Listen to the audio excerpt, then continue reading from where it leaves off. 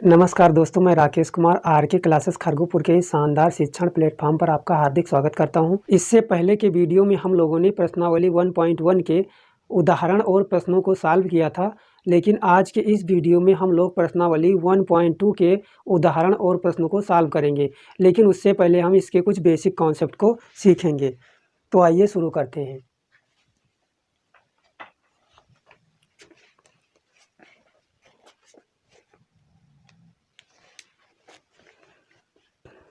सबसे पहले हम लोग सीखेंगे संख्या रेखा क्या होता है, क्योंकि हमें इस चैप्टर में संख्याओं को संख्या रेखा पर प्रदर्शित करना है। तो संख्याओं को संख्या रेखा पर प्रदर्शित करने से पहले हम लोग संख्या रेखा के बारे में पढ़ लेते हैं।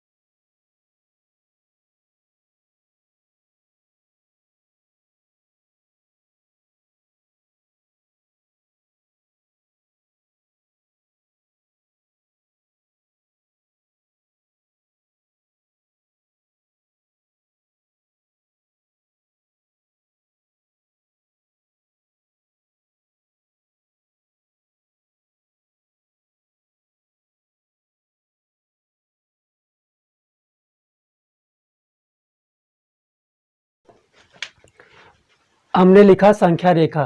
संख्या रेखा एक सरल रेखा है जिसका उपयोग वास्तविक संख्याओं जैसे धनात्मक संख्याएं, ऋणात्मक संख्याएं, परिमेय संख्याएं व अपरिमेय जैसी संख्याओं को प्रदर्शित करने के लिए किया जाता है।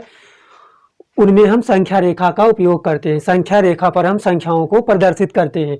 जैसे देखते हैं हम किसी संख्या को संख्या रेखा पर प्रदर्शित करेंगे। ये हम एक रेखा खींच लिए और इसका मेन पॉइंट कर लेते हैं 0। अब इसको हम बराबर बराबर भागों में विभाजित कर लेते हैं। ये हो गया 1 2 3 4 5 6, 1 2 3 4 5 6। ये हो गया हमारा 0। ये हो गया 1 2 3 4 5 6। ये हो गया -1 -2 -3 -4 -5 -6। 0 हमारा सबसे मेन में रहेगा, सबसे बीच में रहेगा। 0 के दाहिनी ओर हम जब इधर जाएंगे, 0 के इधर, तो हम धनात्मक की ओर बढ़ेंगे। 0 के दाहिनी ओर हम धनात्मक की ओर जाते हैं। अगर 0 के बाईं ओर जाते हैं हम इधर, तो इधर हम ऋणात्मक की ओर जाते हैं।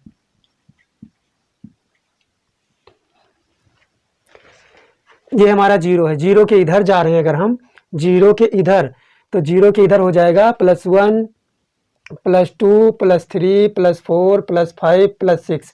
अगर हम 0 के इधर जा रहे हैं, तो ये माइनस में जा रहे हैं। जीरो के इधर प्लस में और जीरो के इधर माइनस में। इस प्रकार से हमारी संख्या रेखा होती है। संख्या रेखा के बाद हम लोग सीखेंगे पाइथागोरस प्रमेय क्या होता है। संख्या रेखा के बाद हम लोग पाइथागोरस प्रमेय को सीखेंगे।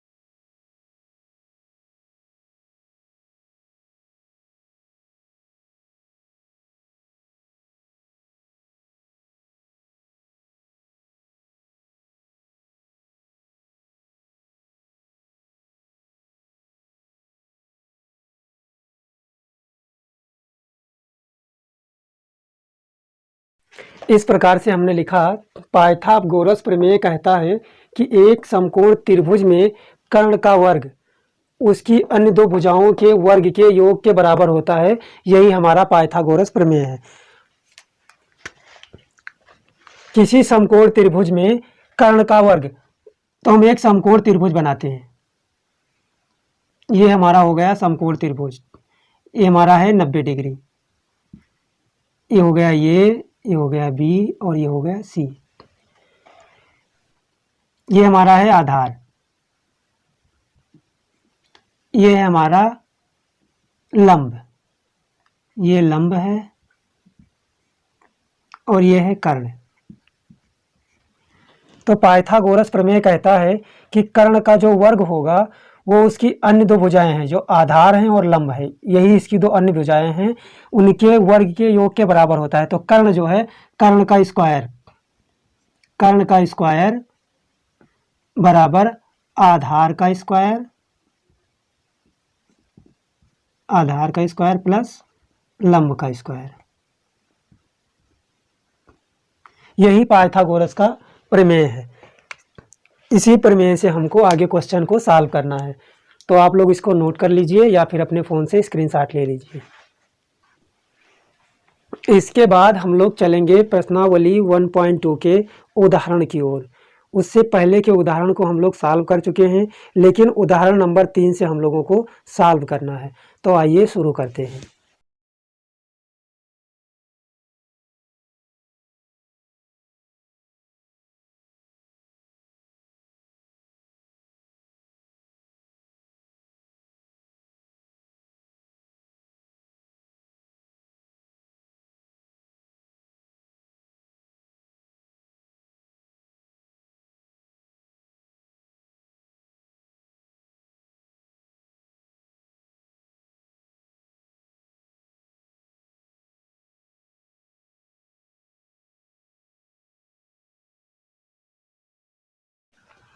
हमारा उदाहरण नंबर 3 है, √2 को संख्या रेखा पर प्रदर्शित करो। तो √2 को संख्या रेखा पर प्रदर्शित करने के लिए सबसे पहले हम एक संख्या रेखा खींचेंगे। ऐसे करके एक संख्या रेखा लेंगे, ये हमारा हो जाएगा 0। उसके बाद हम 1 2 3 4, 1 2 3 4, उसको 4 भागों में विभाजित कर दिए। ये हो जाएगा हमारा 1 2 3 4, -1 -2 -3 -4। हमें √2 को संख्या रेखा पर प्रदर्शित करने के लिए सबसे पहले हम 0 और 1 इन दोनों के बीच की दूरी को 1 इकाई लेंगे। उसके बाद हम यहाँ पर समकोण बनाएंगे। ऐसे करके यहाँ पर हम एक समकोण बनाएंगे और इसके बीच की दूरी जो होगी वो भी हम 1 इकाई लेंगे। ये हो जाएगा 1 इकाई। उसके बाद हम इसको यहाँ से ऐसे मिला देंगे। तो ये हमारा है वो, ये है ए, ये हो जाएगा बी। वो और ये के बीच की दूरी 1 इकाई है, वो और बी के बीच की दूरी 1 इकाई है। ये हमारा बन गया समकोण त्रिभुज। किसी भी समकोण त्रिभुज में कर्ण का वर्ग उसकी अन्य दो भुजाओं के वर्ग के योग के बराबर होता है। तो वो भी हमारा हो गया कर्ण। तो वो बी स्क्वायर बराबर हो जाएगा वो ए स्क्वायर प्लस में हो जाएगा ओ बी स्क्वायर। इस प्रकार से ये हो जाएगा 1 का स्क्वायर और ये भी हो जाएगा 1 का स्क्वायर। तो कुल मिला के ये 1 + 1 हो जाएगा 2। तो वो भी स्क्वायर हो जाएगा 2, तो वो भी बराबर हो जाएगा √2। तो इसका मान हमें √2 प्राप्त हो गया। अब हम यहाँ से यहाँ के बीच की दूरी को प्रकार की सहायता से एक चाप काटेंगे जो यहीं कहीं आकर पड़ेगा। तो यहाँ पर जो बिंदु हमें मिलेगा वो हो जाएगा बिंदु P। इस बिंदु पर हम √2 को प्रदर्शित कर देंगे। इस प्रश्न को हम लोग अपनी कॉपी पर अच्छे तरह से समझेंगे। तो चलिए हम लोग अपनी कॉपी पर चलते हैं और इस प्रश्न को अच्छे से समझते हैं। √2 को संख्या रेखा पर प्रदर्शित करने के लिए सबसे पहले हम एक संख्या रेखा लेते हैं और उसके बीच की जो दूरी रखेंगे हम 1 इकाई रखेंगे। इसके और इसके बीच की दूरी 1 इकाई है। उसके बाद हम इस बिंदु पर एक समकोण बनाएंगे। ऐसे करके इस बिंदु पर हम एक समकोण बनाते हैं, ये यहाँ पर, और इसके जो बीच की दूरी है हम 1 इकाई लेंगे। ये भी हमारी होगी 1 इकाई। उसके बाद हम इसको यहाँ से ऐसे मिला देंगे।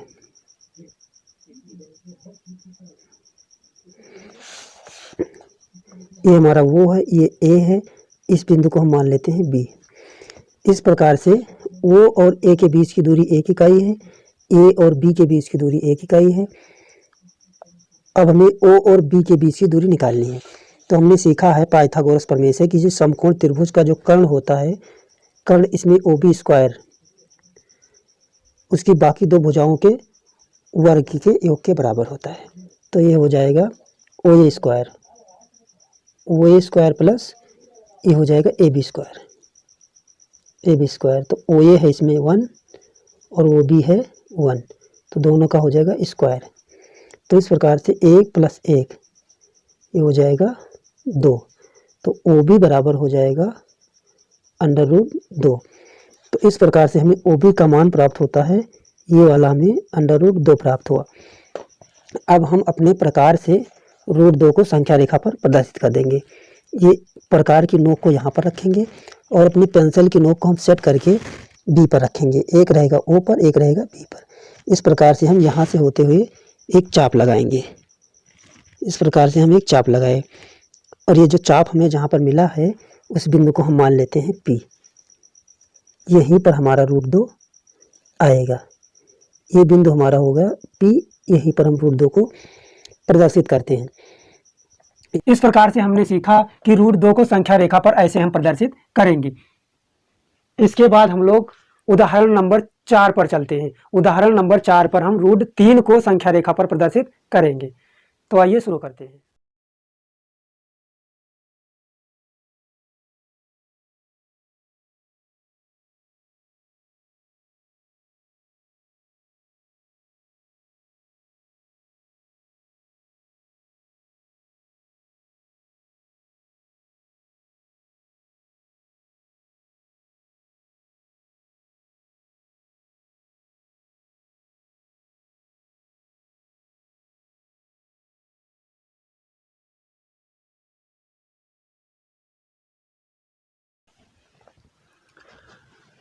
उदाहरण नंबर 4 है √3 को संख्या रेखा पर प्रदर्शित करो। तो हम लोग √3 को संख्या रेखा पर प्रदर्शित करेंगे। √3 को संख्या रेखा पर प्रदर्शित करने के लिए हम लोग एक संख्या रेखा खींचेंगे। सबसे पहले एक संख्या रेखा खींचेंगे और उस पर संख्याओं को पहले प्रदर्शित करेंगे। 0, ये हो जाएगा 1, ये हो जाएगा 2, 3, 4, 5, उसके बाद -1, -2, -3, -4, ये हो जाएगा -5। तो √3 को संख्या रेखा पर प्रदर्शित करने के लिए सबसे पहले हम यहाँ से यहाँ तक के बीच की दूरी 1 इकाई लेते हैं। उसके बाद यहाँ पर हम एक समकोण बनाएंगे, यहाँ पर हम एक समकोण बनाएंगे और √2 का मान प्राप्त करेंगे। इस प्रकार से ये हो जाएगा ये हो जाएगा b, ये भी 1 इकाई है। और इससे पहले के क्वेश्चन में जो हमने हल किया था तो इसका मान आया था √2, इसका मान √2 आया था। उसके बाद हम लोग यहाँ पर एक समकोण बनाएंगे यहाँ पर। इस प्रकार के प्रश्न को हम लोग बोर्ड पर नहीं हल कर पाएंगे। इसको चलिए हम फिर से अपनी कॉपी पर आपको हल करके बताते हैं। √3 को संख्या रेखा पर प्रदर्शित सबसे पहले हम एक संख्या रेखा लेते हैं और उसके बीच की जो दूरी रखेंगे हम 1 इकाई रखेंगे। इसके और इसके बीच की दूरी 1 इकाई है। उसके बाद हम इस बिंदु पर एक समकोण बनाएंगे। ऐसे करके इस बिंदु पर हम एक समकोण बनाते हैं, ये यहाँ पर। और इसके जो बीच की दूरी है हम 1 इकाई लेंगे, ये भी हमारी होगी 1 इकाई। उसके बाद हम इसको यहाँ से ऐसे मिला देंगे।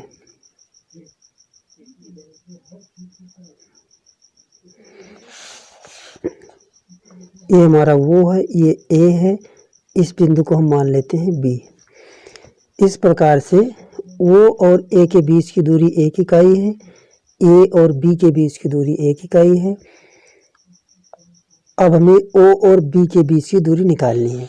तो हमने सीखा है पाइथागोरस प्रमेय से कि जो समकोण त्रिभुज का जो कर्ण होता है, कर्ण इसमें OB² उसकी बाकी दो भुजाओं के वर्ग के योग के बराबर होता है। तो ये हो जाएगा OA² प्लस ये हो जाएगा AB²। तो OA है इसमें 1 और OB है 1, तो दोनों का हो जाएगा स्क्वायर। तो इस प्रकार से 1 + 1 ये हो जाएगा 2। तो OB बराबर हो जाएगा √2। तो इस प्रकार से हमें OB का मान प्राप्त होता है, ये वाला हमें √2 प्राप्त हुआ। अब हम अपने प्रकार से √2 को संख्या रेखा पर प्रदर्शित कर देंगे। ये प्रकार की नोक को यहाँ पर रखेंगे और अपनी पेंसिल की नोक को हम सेट करके B पर रखेंगे। एक रहेगा O पर, एक रहेगा B पर। इस प्रकार से हम यहाँ से होते हुए एक चाप लगाएंगे।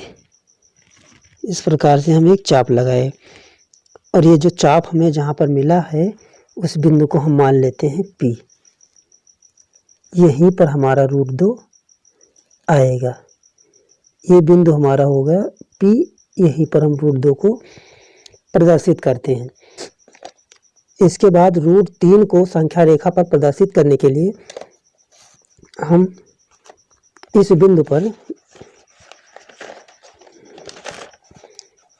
√3 को संख्या रेखा पर प्रदर्शित करने के लिए हम यहाँ पर एक समकोण बनाएंगे। इस प्रकार से यहाँ पर एक समकोण बनाएंगे। यहाँ ये मिल रहा है हमें 90 डिग्री और इसके बीच की जो दूरी रखेंगे हम 1 इकाई रखेंगे। ये बिंदु लिया था हमने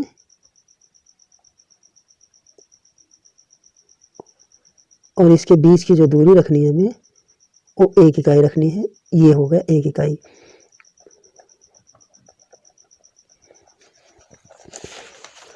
अब इस बिंदु को हम यहाँ से मिला देंगे, ऐसे करके हमने मिला दिया। इस बिंदु को हम मान लेते हैं C, तो वो भी √2 है। BC हमने 1 इकाई लिया है। अब हम OC का मान ज्ञात कर लेंगे। ये हमारा आधार है और ये हमारा समकोण त्रिभुज है। ये 90 डिग्री है, ये लंब है, ये आधार है और ये कर्ण है। इस प्रकार से हम OC का मान निकाल लेंगे। तो हमारा OC हो जाएगा, OC स्क्वायर बराबर हो जाएगा OB स्क्वायर प्लस में BC स्क्वायर।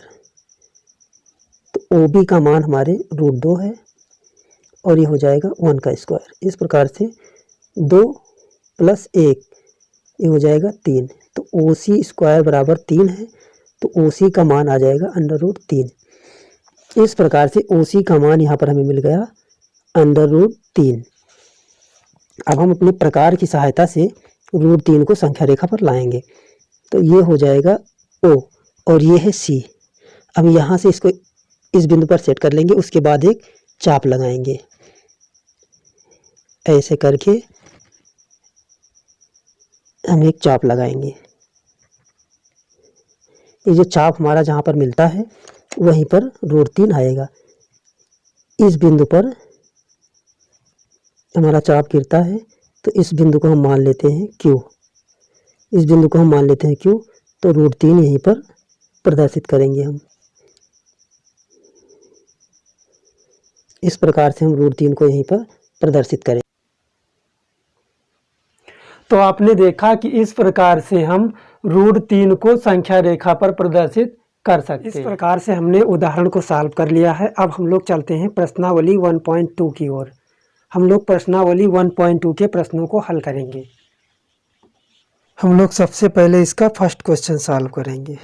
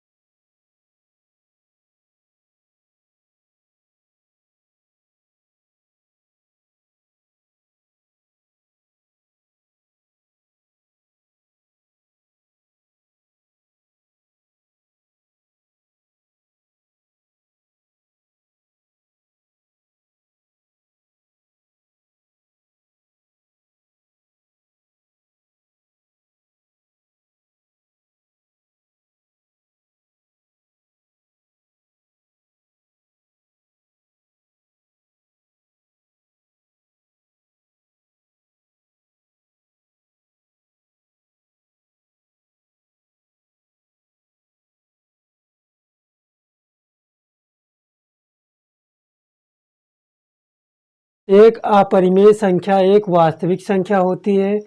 कथन नंबर 2 है, संख्या रेखा का प्रत्येक बिंदु अंडर रूट यम के रूप में होता है जहां यम एक प्राकृतिक संख्या है।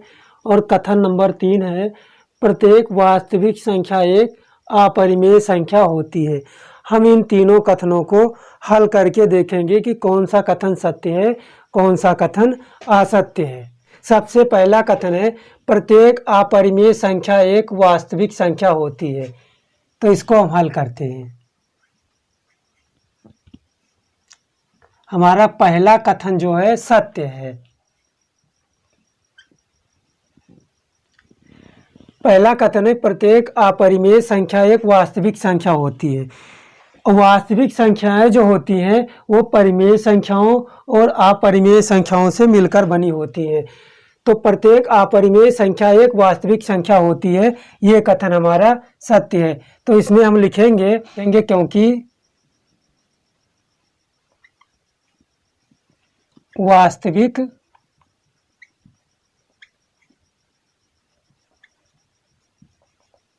संख्याओं का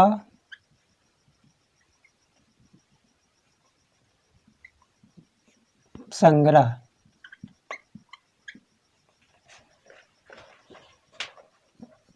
परिमेय और अपरिमेय संख्याएं हैं।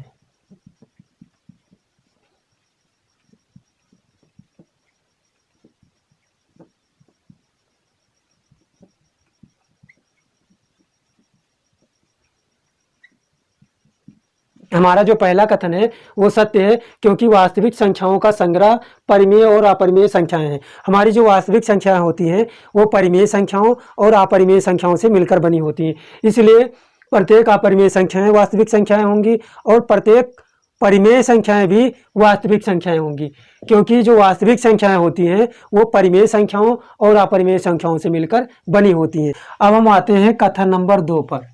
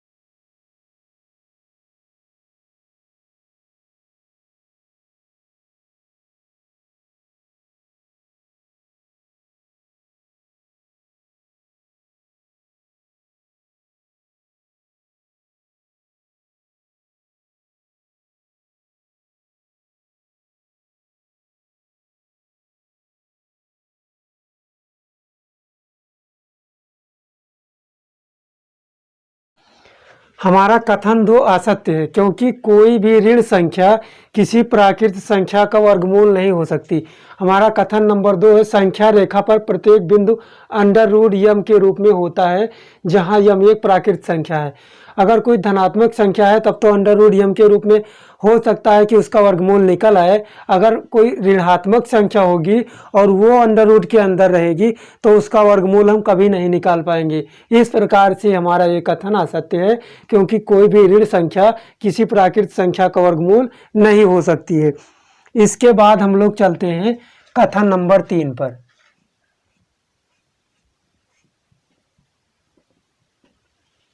हमारा कथन नंबर 3 असत्य है।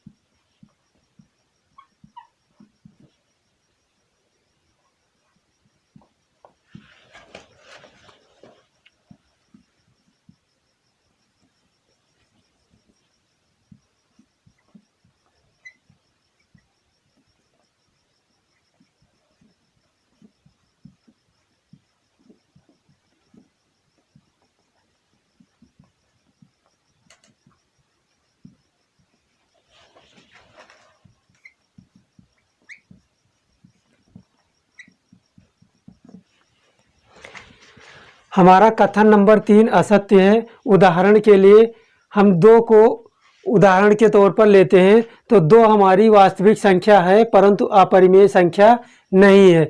इस प्रकार से हमारा कथन 3 असत्य है, कथन 2 भी असत्य है और कथन 1 सत्य है। इसके बाद हम लोग चलते हैं प्रश्न नंबर 2 पर।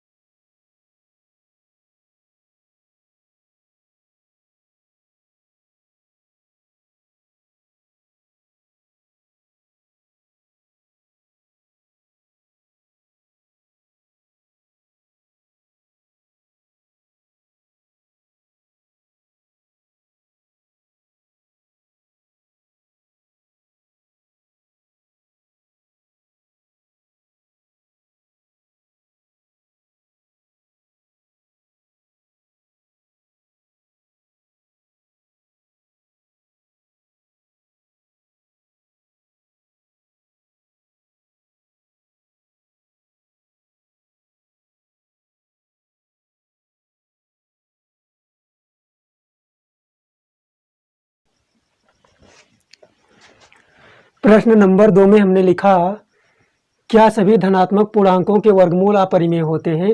यदि नहीं तो एक ऐसी संख्या के वर्गमूल का उदाहरण दीजिए जो एक परिमेय संख्या है। तो हम लोग इस प्रश्न को हल करते हैं। लिखा है, क्या सभी धनात्मक पूर्णांकों के वर्गमूल अपरिमेय होते हैं?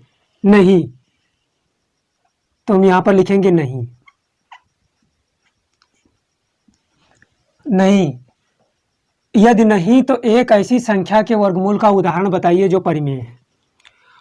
अगर सभी धनात्मक पूर्णांकों के वर्गमूल अपरिमेय नहीं होते हैं तो एक उदाहरण बताइए। तो हम एक उदाहरण देते हैं। हम उदाहरण के लिए 4 को लेते हैं। उदाहरण के लिए हम √4 को लेते हैं तो इसका मान 2 आएगा। √4 हमारा धनात्मक पूर्णांक भी है और ये जो 2 है ये परिमेय संख्या भी है। हमें अपरिमेय नहीं प्राप्त होता है। तो इस प्रकार से हम कह सकते हैं कि ये जो कथन दिया है ये असत्य है। क्या सभी धनात्मक पूर्णांकों के वर्गमूल अपरिमेय होते हैं? बिल्कुल नहीं होते हैं। यदि नहीं तो एक ऐसी संख्या के वर्गमूल का उदाहरण दीजिए। तो हमने उदाहरण के तौर पर 4 को दिया। 4 हमारा धनात्मक पूर्णांक भी है और इसका वर्गमूल भी पूरी तरह से निकल आ रहा है। इस प्रकार से हमारा प्रश्न नंबर 2 सॉल्व होता है। इसके बाद हम लोग चलते हैं प्रश्न नंबर 3 पर।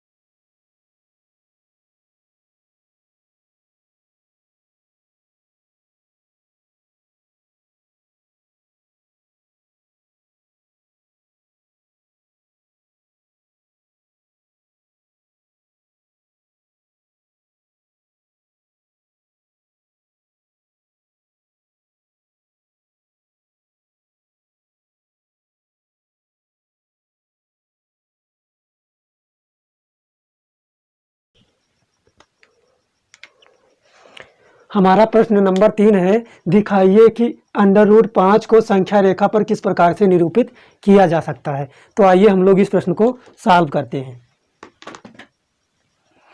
अंडर रूट 5 को संख्या रेखा पर प्रदर्शित करने के लिए सबसे पहले हम लोग एक रेखा खींचते हैं, ऐसे संख्या रेखा बनाएंगे और ये हो जाएगा 0 और हम बराबर बराबर इकाई का एक एक इकाई का ऐसे कट कर लेंगे। ये हो जाएगा हमारा 1 2 3 4, ये हो जाएगा -1 -2 -3 -4। रूट 5 को संख्या रेखा पर प्रदर्शित करने के लिए सबसे पहले हम 2 इकाई दूरी लेंगे। यहाँ से यहाँ तक के बीच की दूरी हो जाएगी हमारी 2 इकाई, 2 इकाई दूरी लेंगे। उसके बाद हम इस वाले बिंदु पर एक समकोण बनाएंगे। चांदे की सहायता से हम इस वाले बिंदु पर एक समकोण बनाएंगे तो इसकी जो ऊंचाई होगी हम 1 इकाई लेंगे। मान लीजिए हमारी ये ऊंचाई यहाँ पर 1 इकाई आई। उसके बाद हम इस बिंदु को यहाँ से ऐसे मिला देंगे। तो ये हमारा O है, ये हमारा A है, ये हमारा हो जाएगा B। तो OA हमारा 2 इकाई है, AB हमारा 1 इकाई है। अब हम निकालेंगे OB। तो किसी समकोण त्रिभुज में OB स्क्वायर हो जाएगा OA square plus AB square. तो OA हमारा हो जाएगा 2 इकाई, तो हो जाएगा 2 का स्क्वायर और AB हो जाएगा 1 का स्क्वायर। इस प्रकार से हो जाएगा 4 + 1 बराबर हो जाएगा 5। तो OB स्क्वायर बराबर हो जाएगा 5, तो OB बराबर हो जाएगा √5। इस प्रकार से ये जो दूरी मिली हमें कर्ण की, ये √5 मिली। अब हम अपने प्रकार की नोक को यहाँ पर रखेंगे और पेंसिल की नोक को यहाँ पर रखेंगे। उसके बाद में हम उतनी ही दूरी पर यहाँ पर एक चाप काटेंगे। तो यहीं पर हम √5 के बराबर दूरी का जब एक चाप काटते हैं तो यहाँ पर एक बिंदु P ले लेते हैं, तो यहीं पर हमारा √5 आएगा। इस प्रश्न को हम लोग अपनी कॉपी पर अच्छे से समझते हैं। चलिए हम लोग कॉपी पर समझते हैं। √5 को संख्या रेखा पर प्रदर्शित करने के लिए सबसे पहले हम एक संख्या रेखा लेंगे, उसके बीच की दूरी हम 2 इकाई लेंगे। ये यहाँ तक हमारा हुआ 1 इकाई और ये हो गया 2 इकाई। अब इस बिंदु पर समकोण बनाएंगे,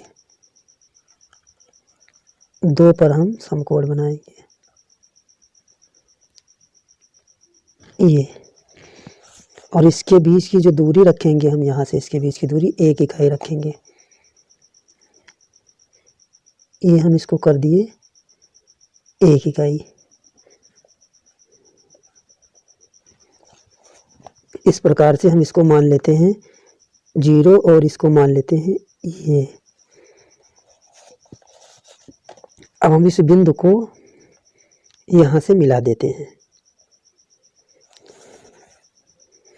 ये दूरी हमारी यहाँ से यहाँ तक हो गई 2 और ये दूरी हमारी 1 इकाई है। ये OA और ये हो जाएगा B। इस प्रकार से हमें OB का मान ज्ञात करना है। ये हमारा हुआ समकोण त्रिभुज। तो किसी समकोण त्रिभुज में OB स्क्वायर बराबर हो जाएगा OA का स्क्वायर प्लस AB का स्क्वायर। इस प्रकार से OB स्क्वायर बराबर 2 का स्क्वायर प्लस 1 का स्क्वायर, 2 दूनी 4 प्लस 1, इस प्रकार से हो जाएगा 5। तो OB स्क्वायर हो जाता है 5, तो OB बराबर हो जाता है √5। तो इस प्रकार से हमें ये दूरी √5 प्राप्त हो गई। अब हम अपने प्रकार की नोक को यहाँ पर रखेंगे और पेंसिल की नोक को यहाँ पर रखेंगे और एक चाप लगाएंगे। ऐसे एकदम से सही से नाप कर एक चाप लगाएंगे। तो ये जो चाप हमारा जहाँ पे गिरेगा वहीं पर हमारा √5 आएगा। ये इस बिंदु पर एक चाप काटते हैं और इस बिंदु को हम मान लेते हैं P।